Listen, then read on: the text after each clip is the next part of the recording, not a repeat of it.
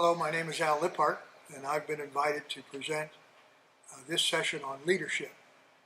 Leadership is a general, both in business as well as in the military.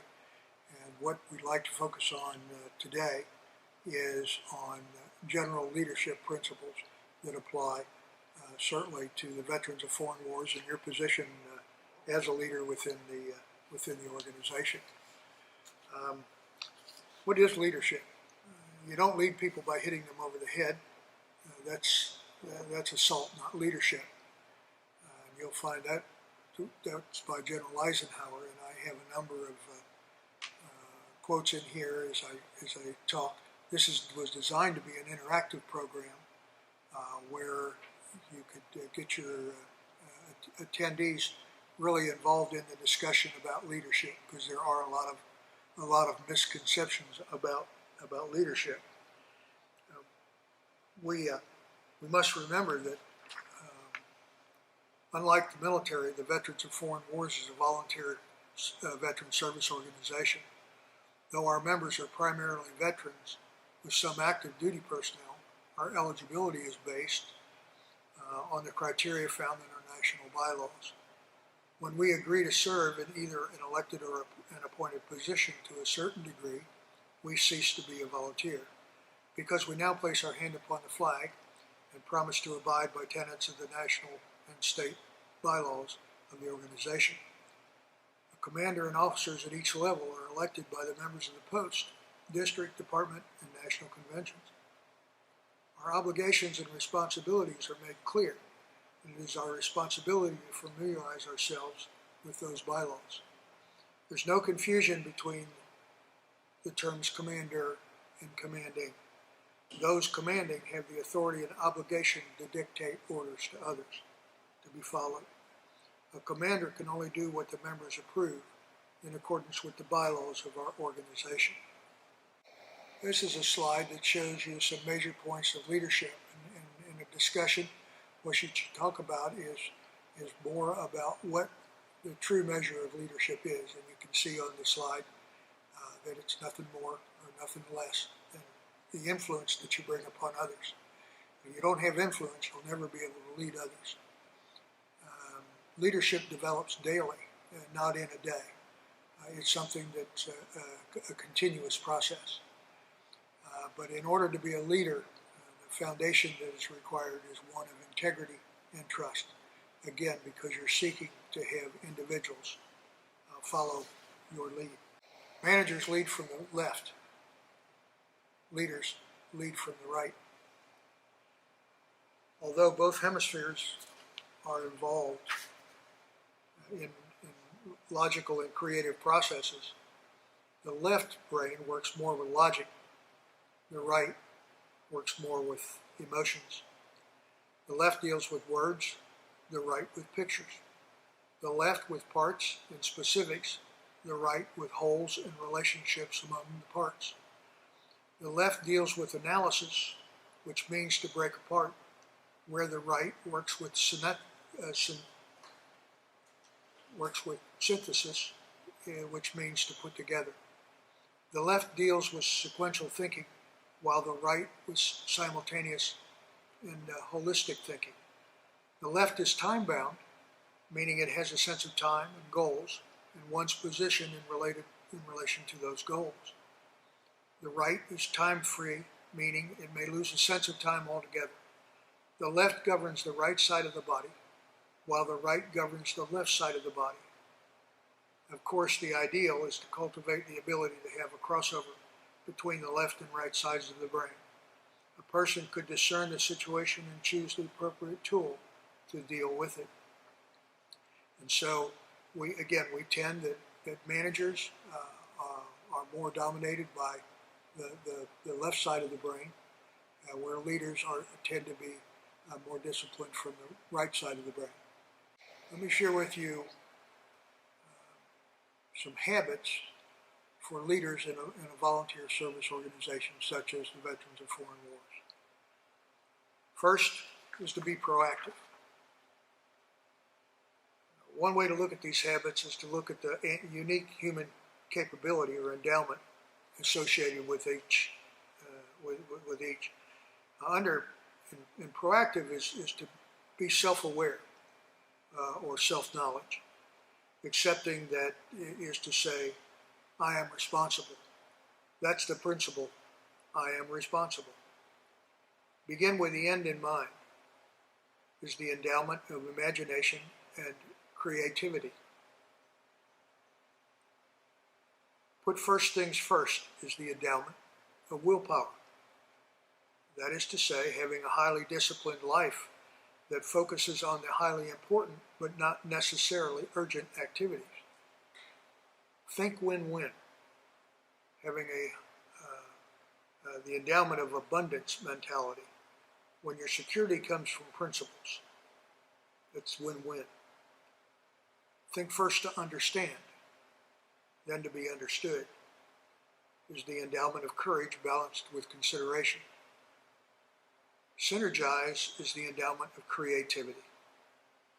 The creation of something through two or more respectful minds communicating, producing solutions far better than any single person's original proposal.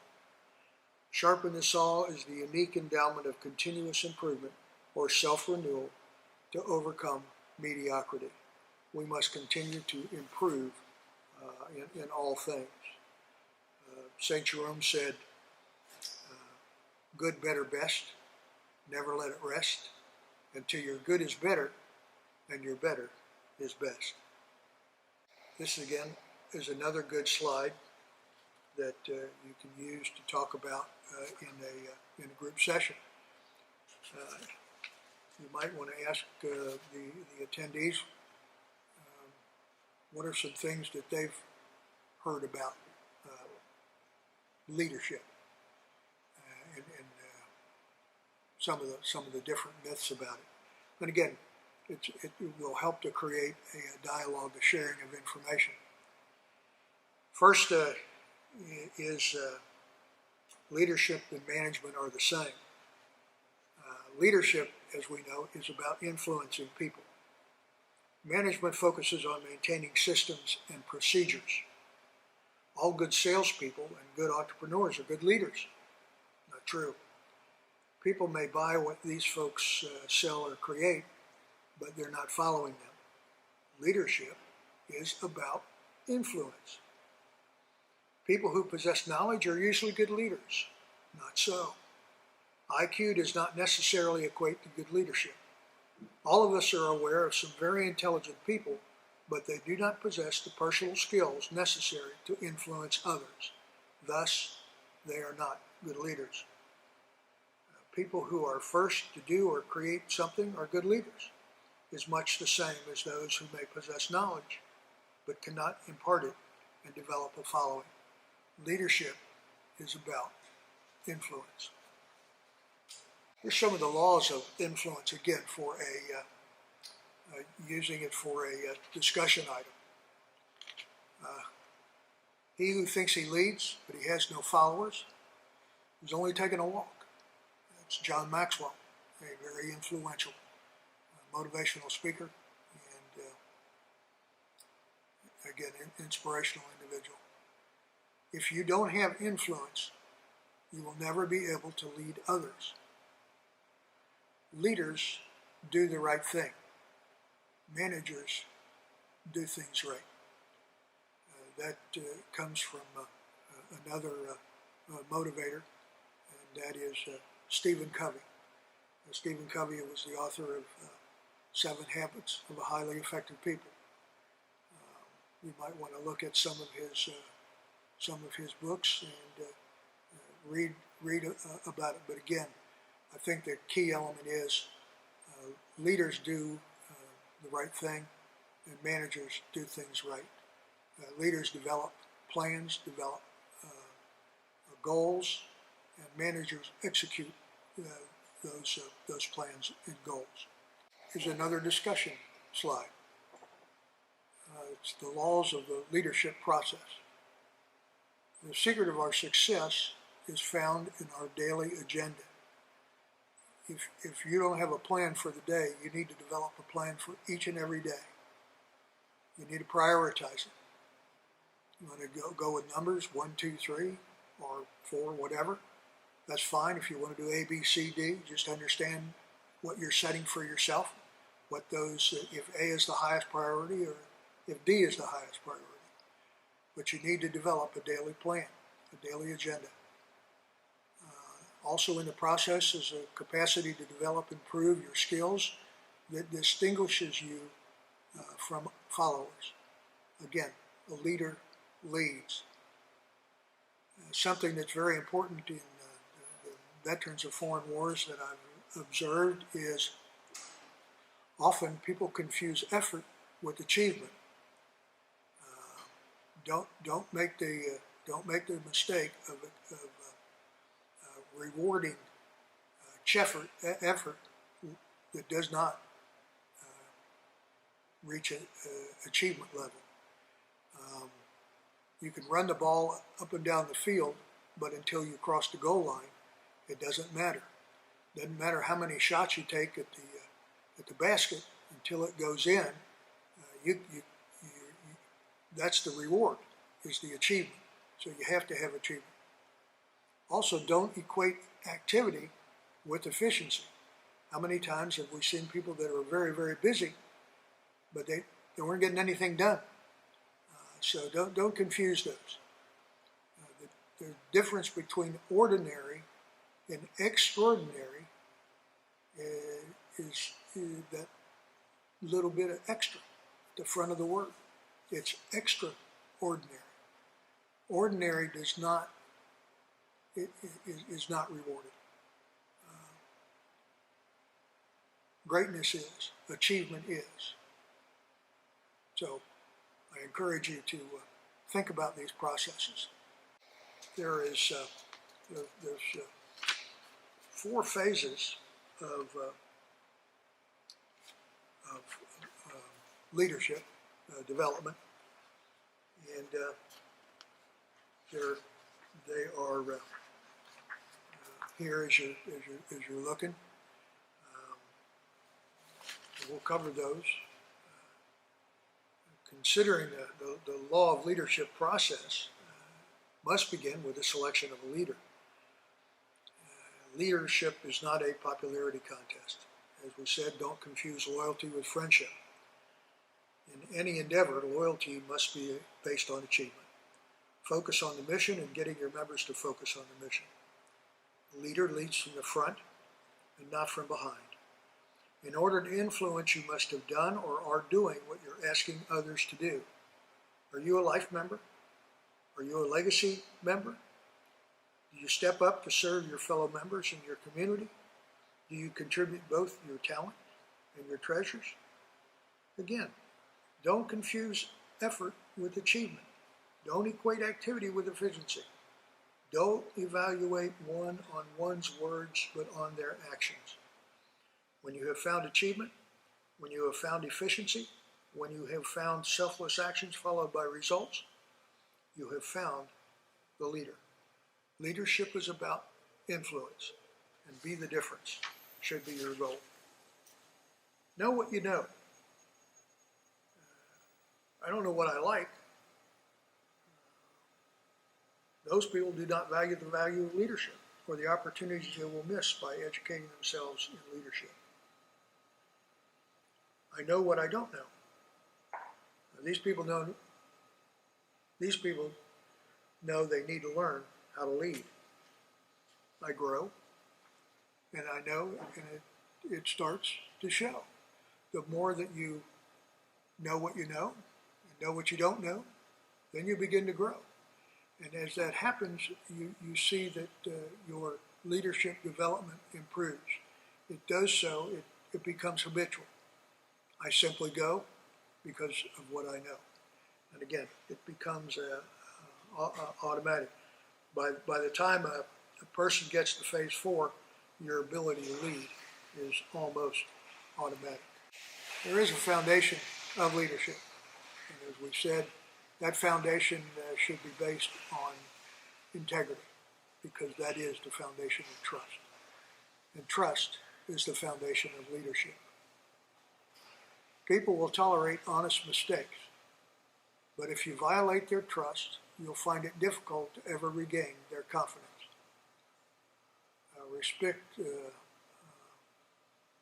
Respect of and for individuals is earned.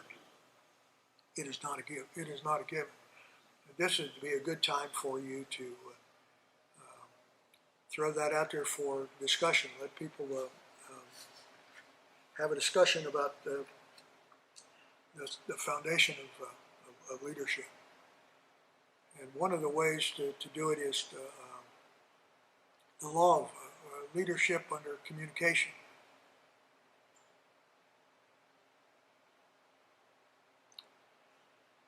Choose your words carefully, sparingly, being brief and to the point. There's nothing impolite or wrong about succinct direction. Too many words and ambiguous words only confuse an issue. Your members must understand precisely what is expected of them. There must be no confusion when meeting the purpose of our organization, because lives and legislative victories are at stake. You should say exactly what you mean, and at all times mean exactly what you say. This is particularly important when it comes to praising members for excellent performance and disciplining those for poor performance. If you tell a comrade they will be relieved for incompetence or discipline in accordance with our bylaws, you'd better do it, and you better do it promptly. Failure to adhere to verbal promises will destroy your credibility. The dismal and disgusting conditions in our legal system are an excellent example of what can happen with this concept is neither understood nor followed. Trust is the foundation of leadership. Violate your people's trust, and you're through as a leader. Remember, the main thing is the main thing. No organization is better than members in it.